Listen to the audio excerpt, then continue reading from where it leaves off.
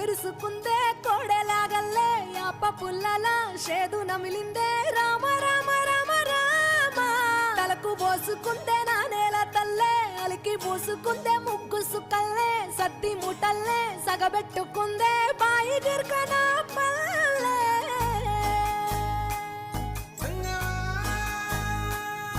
ఏ తెల్ల తెల్లని పాలధారలల్ల పల్లె తెల్లారుతుంటదిరా గుళ్ళోని గంటలు కాడెట్ల మెడలోన జంటగా మోగుతూ ఉంటాయిరా